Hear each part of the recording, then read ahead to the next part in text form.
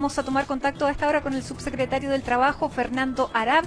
Lo vimos durante esta jornada ahí en el balance de las cifras de COVID-19 en nuestro país. Subsecretario, muchísimas gracias por este contacto. Bueno, este plan, lo primero, solo se aplica a comunas que no estén en cuarentena. Eso es para partir, porque para muchos se les puede producir una confusión respecto a que ahora sí hay permiso para poder retornar al trabajo. Bueno, muy buenas tardes, Matilde. Efectivamente, tú lo dices muy bien. Esto aplica a aquellas comunas que no están en cuarentena y por lo tanto que han pasado esta primera etapa, ¿cierto? Que es la etapa de cuarentena y se encuentran, por ejemplo, hoy día en etapa de transición. Tenemos ya algunas comunas de la región metropolitana, 7 comunas de la región metropolitana, 2 comunas de la región de Valparaíso y otras comunas a lo largo de todo Chile que hoy día están en etapa de transición o en etapas más avanzadas como etapas de preparación o etapas de apertura inicial, que evidentemente sí se le aplica este plan paso a paso laboral. Perfecto. Y en ese sentido, subsecretario, ¿hay alguna fiscalización ahora? Porque dentro de estas 7 comunas hay incluso centros comerciales que comenzaron ya a abrir, como Mallsport, como Casa Costanera, y efectivamente hemos visto ya muchísimas tiendas abiertas. ¿Está este protocolo ya siendo fiscalizado también?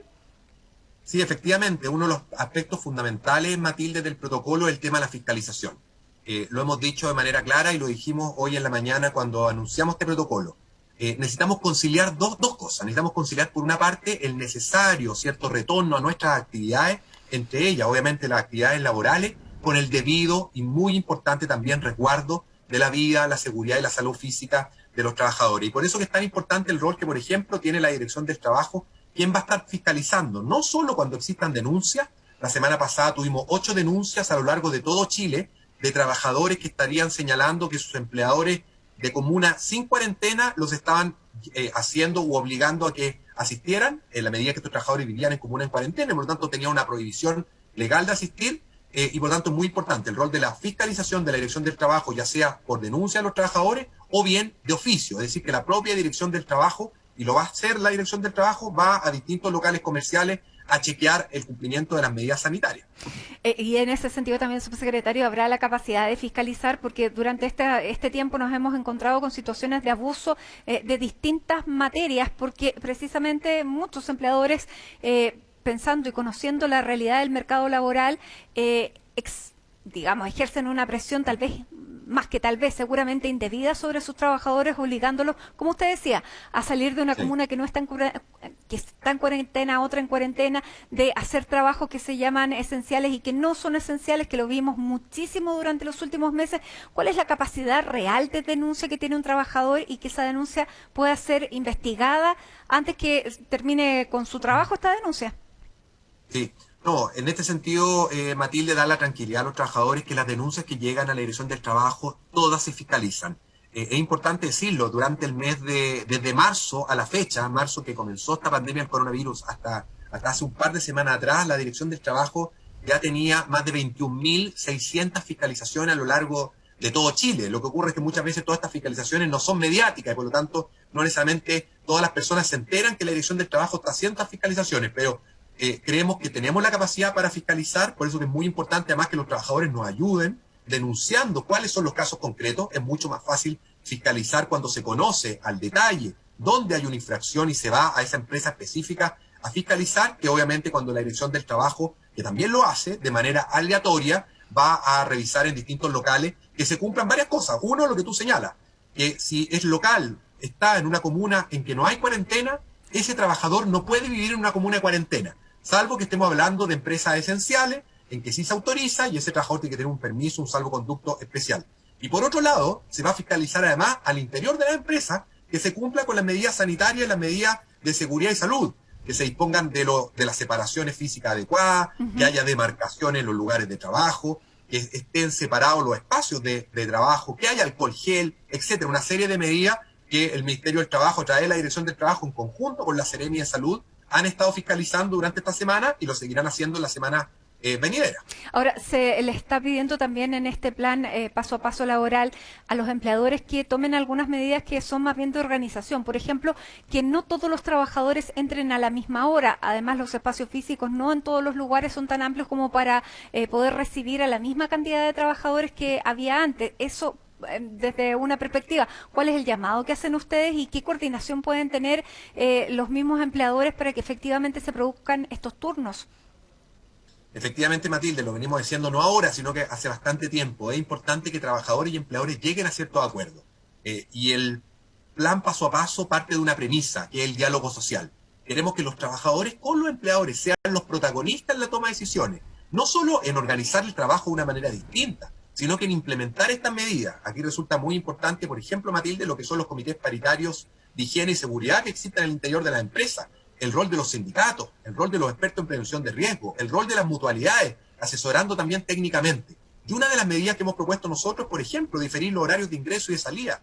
¿Qué sentido tiene que todos los trabajadores ingresen a la misma hora? Por lo demás, eso no lo van a poder hacer los empleadores, porque tiene que haber un distanciamiento social mínimo. Y por tanto, si ese empleador hace que todos sus trabajadores ingresen a la misma hora y no se cumple ese distanciamiento social, ese empleador no solo no va a poder operar, sino que va a estar incumpliendo la ley, va a estar incumpliendo la normativa. Y por eso el llamado es a establecer horarios de ingreso y de salida diferidos, de manera también de no atochar el transporte público, que sabemos que en estos periodos es tan importante que no existan aglomeraciones, diferir lo que son los horarios de almuerzo y dar también la posibilidad del teletrabajo. Hoy día el teletrabajo llegó para quedarse, tenemos una ley que establece de manera clara cuáles son los derechos y cuáles son las obligaciones, y por tanto también el llamado a todos aquellos empleadores que tengan trabajadores cuyas funciones puedan seguir desarrollándose a través del teletrabajo, a que sigan utilizando esta modalidad de empleo, que obviamente también nos va a ayudar a mitigar los riesgos de contagio. Exactamente, esta ley empezó a regir a partir del 1 de abril de este año, es una ley nueva que la estrenamos con esta pandemia, y usted dice esta es una realidad que llegó para quedarse.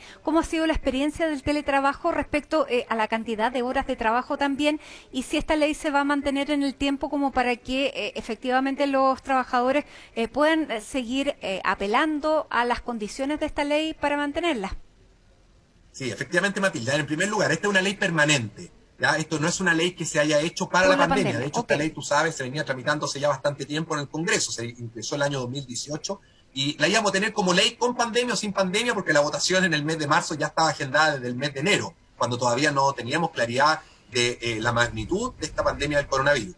Ahora bien, creemos que la experiencia hoy día es positiva, pero es bueno también decirlo. No es lo mismo el teletrabajo en tiempos de pandemia de lo que va a ser el teletrabajo post pandemia. Hoy día en tiempos de pandemia, el teletrabajo o el trabajo presencial o cualquiera de nuestras actividades obviamente está sujeta a ciertas cosas positivas y cosas negativas. Hoy día, por ejemplo, tenemos a los niños en la casa, ¿cierto? Sin clases presenciales en los colegios. Tuvimos una transición muy abrupta desde las empresas a los hogares y por lo tanto para algunas personas hoy día el teletrabajo no ha sido todo lo bondadoso que nosotros tenemos claridad de que cuando termine esta pandemia el teletrabajo nos va a mostrar su mejor cara. Pero sin duda el teletrabajo hoy día está permitiendo mantener puestos de trabajo, es un tipo de empleo inclusivo porque permite que sectores que tradicionalmente han estado fuera del mundo del trabajo puedan incorporarse. Estoy pensando en personas con discapacidad, mujeres, jóvenes, adultos mayores, personas de regiones, llamado un tipo de empleo sustentable. Es amigable con el medio ambiente, amigable con la naturaleza, nos va a ayudar a descontaminar y descongestionar las ciudades y en tiempos de pandemia evidentemente también nos ayuda a descongestionar el transporte público. Perfecto. Ahora, ¿esto se va a mantener tanto para trabajadores del sector privado como del sector público, subsecretario? ¿El sistema de teletrabajo? El teletrabajo hoy día está regulado en el Código del Trabajo para los trabajadores del sector privado. A nosotros, y lo hemos dicho, nos encantaría que pudiera estar regulado también para el sector público. Lamentablemente no está regulado. Nosotros presentamos como gobierno un proyecto de ley a fines del año pasado, en diciembre. Ese proyecto fue rechazado por el Congreso y por lo tanto obviamente esperamos que la realidad que ha mostrado el teletrabajo, especialmente en el sector público, nos permita que también legislemos esta materia porque creemos que el teletrabajo, tanto el sector privado como el sector público, es un tipo de empleo moderno, un tipo de empleo inclusivo, un tipo de empleo sustentable y por lo tanto es muy importante que lo podamos obviamente regular adecuadamente en el sector público, tal como está regulado en el sector privado. Perfecto. Subsecretario del Trabajo, Fernando Arap, muchísimas gracias por esta conversación con CNN Chile y a todos los que nos están viendo a esta hora. Recordarles además que está la página que es aquí está, pasoapasolaboral.cl. Muchísimas gracias. Muchas gracias, Matilde. Un abrazo.